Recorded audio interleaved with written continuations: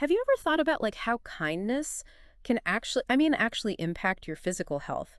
Mhm. Not just, make you feel warm and fuzzy, Right. but like scientifically, like it can have effects on your body. Yeah. So we're doing this deep dive into this talk from April 2021 General Conference. Okay. It's called Hearts Knit Together Okay. by Elder Gary E. Stevenson. I love that talk. And it's really fascinating. It all starts with rabbits. Oh, yeah, I love this. I know. So tell me about this rabbit experiment. So back in the 70s, researchers were studying the effects of diet on rabbits' heart health. Uh-huh. They had all these rabbits and they were feeding them this really high-fat diet. Oh, so they're trying to give them heart disease. Yeah, they're tracking their heart health, Okay. looking for blockages, any plaque buildup in the arteries.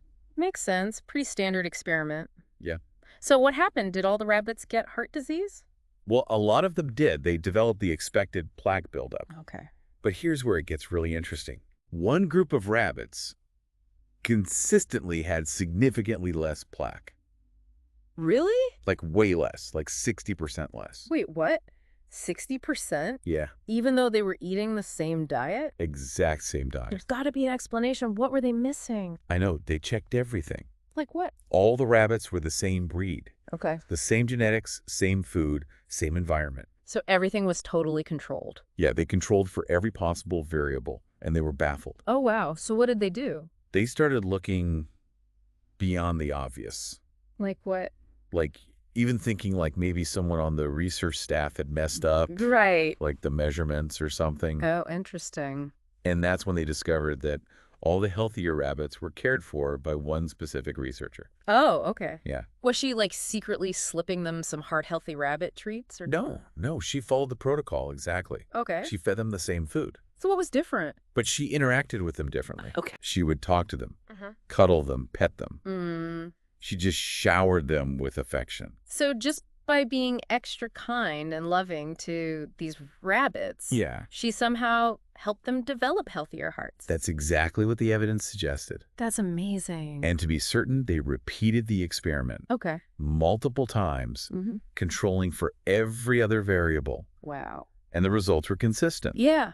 The rabbits that were cared for by this kind researcher consistently had better heart health. Wow. That's incredible. They even published their findings in the journal Science. Oh, wow. Yeah, which is like a really big deal. So that means other scientists thought it was legit. Yeah, exactly. It really makes you wonder about like the power of kindness, not just on an emotional level, but like on a physical level too. It's Yeah. like kindness has this ripple effect impacting not just our mental state, but even our biology. It's pretty amazing. It is. So how does this rabbit experiment connect to the talk we're looking at? Okay, so that's where Dr. Kelly Harding comes in. Okay. She wrote this book called The Rabbit Effect, Okay. inspired by this experiment. So she must have explored this connection between kindness and health further. Like, what did she find? Yeah, her research suggests that how we treat each other, Okay. how we live, Uh-huh. and our understanding of like what it means to be human Okay. has a huge impact on our health. Wow. Yeah. And it really points to this link between our social experiences and our physical well-being. That's powerful. So it sounds like this talk connects this scientific evidence about kindness with these like spiritual principles. Yeah. I'm really curious to see how Elder Stevenson brings those two ideas together, You too. because he starts off with this really important point that kindness isn't just a nice suggestion. Right. It's like a fundamental principle. It is, and he goes back to like one of the most fundamental teachings in Christianity, Okay, which is the greatest commandment. to love God with all your heart. Yes, and Like- to love your neighbor as yourself. I love that because love and kindness are often talked about together, Yeah. like they're two sides of the same coin. Definitely. So how does he take this idea of loving your neighbor Okay. and apply it to this idea of kindness? Like, what does he say about that? Well, he quotes this ancient prophet Okay. who urged unity and love, Okay. and he emphasized the importance of having hearts knit together. Wait, hearts knit together? Yeah. I like that phrase, but what does it actually mean? He's talking about creating a community of love and support Okay. where everyone feels connected and cared for. So it's about fostering this sense of belonging and unity. Exactly. Love that. And to illustrate this idea, he shares this really touching story. Oh, is this the one about Minchin Kim? Yes. The primary boy from South Korea. Yes, this story beautifully illustrates the power of even a child choosing kindness Uh-huh. and making a difference. I'd love to hear that story. Can you tell me about him? So Minchin found himself joining in with classmates Mhm. who were making fun of another boy. Oh, man. But later he realized the pain he caused, Yeah, and he felt terrible about it. makes sense. He chose to apologize Good for him. and stand up for the boy. Even though it probably meant risking his own friendships. Yeah, for sure. Wow, it takes a lot of courage to go against the crowd. Especially when you're young. Yeah, But it shows that kindness often requires bravery that's such a good point. when everyone else is doing the opposite. Yeah, exactly. His story is a powerful reminder that even small acts of bravery can have a big impact. It's very inspiring. And it leads into another important point that Elder Stevenson brings up, the issue of bullying, Oh, yeah, especially in the age of social media. especially with technology. Yeah, cyberbullying has become such a huge problem, It's a big problem. leading to anxiety and depression, Yeah. and even worse in some cases. Yeah. I'm glad he's addressing this. What does he have to say about it? He doesn't shy away from like the darker side of technology and points out how cyberbullying has really amplified the problem. Uh-huh. And he even quotes Elder Uchtdorf's powerful statement. I love Elder Uchtdorf. When it comes to hating, gossiping, ignoring, ridiculing, holding grudges, or wanting to cause harm, Okay. please apply the following. Stop it.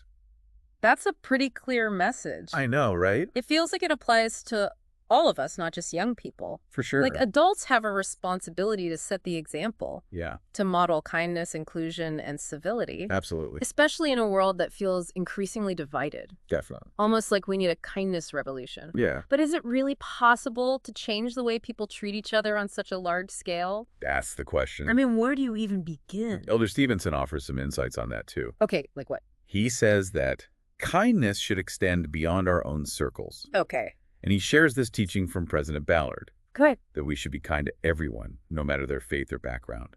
That makes sense. It's easy to be kind to people who are like us. Right. But it's more challenging and more important Yeah. to extend that kindness to people who are different from us. Yes, exactly. And President Ballard mentions that some members may unintentionally exclude those of other faiths. Yeah. And he really emphasizes that inclusion leads to unity, Right. while exclusion just creates more division. Yeah, he's advocating for this broader perspective, one that embraces everyone. That's beautiful. It's a principle that applies to so many areas of life, I agree. not just religion. Mhm. When we choose to include others, we build bridges and create a more harmonious society. I love that. It sounds like Elder Stevenson is going even deeper than just being inclusive. Yeah. What else does he have to say about expanding our circles of kindness? Well, he goes on to address a really critical issue that sometimes hinders that inclusivity. What's that? Prejudice. Yeah. Prejudice. Oh, wow. Yeah, that's a tough one. Yeah, he talks about the problem of racial tension and how disheartening it is to see any group mistreated because of their race. Yeah, it's so sad to think that this is still such a prevalent issue. It is. Like, you think we would have figured this out by now, Right. but what does he say about how to move forward? He very clearly condemns prejudice and violence Okay. in any form. So he's not beating around the bush. No, he makes Yeah. it very clear that they have absolutely no place in our communities or within the church. Yeah, I think that's so important, Mm-hmm. because sometimes it's easy to just stay silent Right. when we see injustice happening. Yeah. But true kindness means having the courage to speak up Yes. and advocate for those who are being mistreated. Absolutely. And he acknowledges that even with all our striving to be kind, there will be times when we're hurt by others Yeah. or face adversity because of their choices. That's part of life. Yeah, it's just part of being human. Yeah. But even in those moments, he offers a message of hope. What does he say about handling those situations where people aren't treating you with kindness?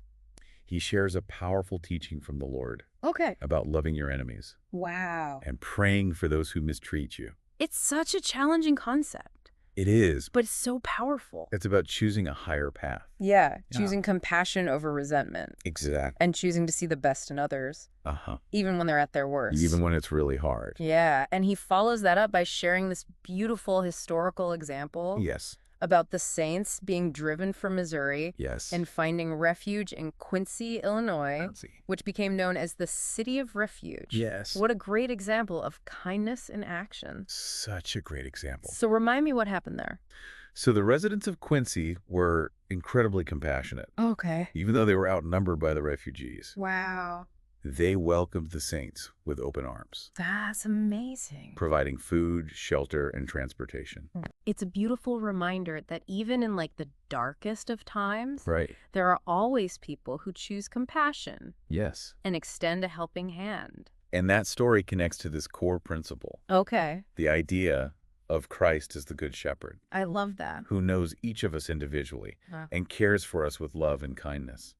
It's like that image of the Good Shepherd ties together so many threads in this talk, like Uh-huh. the researcher with her rabbits, Uh-huh. the people of Quincy, Yeah. and ultimately the Savior himself. Exactly. It reminds us that we have this constant source of love and guidance, Yeah, even when life feels chaotic. like a safe haven. And it brings us back to that image of the researcher with the rabbits, Yeah. expressing kindness so naturally. Mm-hmm. It wasn't a chore for her. Right. It wasn't a task. It was just an extension of who she was. And that's what Elder Stevenson seems to be encouraging us to do, right? Right. To make kindness a part of our very nature, Exactly. to have it flow naturally from us. Not just like isolated acts of kindness, Okay. but a fundamental shift in our mindset. So prioritizing compassion, Yes. inclusion, and love in everything we do. That's a big challenge. It is, especially in today's world I know. where negativity and division are so prevalent. Yeah, But I do think we have the power to choose kindness I agree. and make a real difference. We do.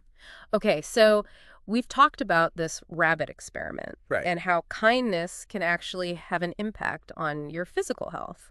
Yeah. Not just your mental and emotional health, but even like physically. Yeah. And we've talked about how Elder Stevenson connects this science of kindness with these deeper spiritual principles about creating a more loving and inclusive community. Yes. But I think the question a lot of people have is like, how do we actually live this? Right. Like, where do we go from here? Yeah, that's the big question, isn't it? Yeah. How do we take these amazing ideas Right. and turn them into something real, Right. something we can practice in our everyday lives? Yeah, it's easy to talk about, Yes. but how do we actually put it into action? Right. I think Elder Stevenson gives us kind of a compass, I like but that. pointing us in the right direction. The compass, yeah. So which way is this kindness compass pointing us? Okay, so it's guiding us towards a life that's centered on Christ-like love. Okay. A life where kindness isn't just this occasional act that we do, but it's a core part of who we are. So it's more than just holding the door for someone or, Yeah. just saying please and thank you. It goes deeper than that. Yeah, it's about cultivating like a deeper love for others, a sincere desire to see them happy and thriving. Yes. And it also means recognizing that everyone deserves our compassion and respect. Yes, even those who seem difficult or different. That's tough, It is. especially when we've been hurt or mistreated by someone. Yeah, It's easy to let those negative feelings take over. it is. How do we overcome that and choose kindness even when it's hard? Well, that's where faith comes in. Okay. It's trusting that Christ's love can help us overcome any obstacle, Okay. even when we don't understand how or why. That makes sense. Remember that saying, we can do hard things? Yes. Maybe we need to add, we can do kind things even when it's hard. I love that. And we're not expected to be perfect, are we? No, no. We all have moments of frustration and impatience. For sure. Maybe even anger. Oh, yeah. That's just part of being human. We're all human. Yeah, the important thing is that we keep trying, Yes. keep striving to be better, Uh-huh. and just keep choosing kindness, Even when it feels difficult. even when it's hard. Yes. And remembering that we have a Savior Yes. who understands our struggles, Absolutely. offers us grace and forgiveness, and helps us to become more like Him. He does. So as we wrap up this deep dive, Okay. think about how you might extend kindness to others. Yeah. It doesn't have to be something grand or complicated. Yeah. It could be a simple act of service, a word of encouragement, Uh-huh. a listening ear. Just a moment of understanding. And remember that even the smallest gestures can create this ripple effect Yes. of love and positivity. Absolutely. Thanks for joining us on this deep dive. We'll see you next time.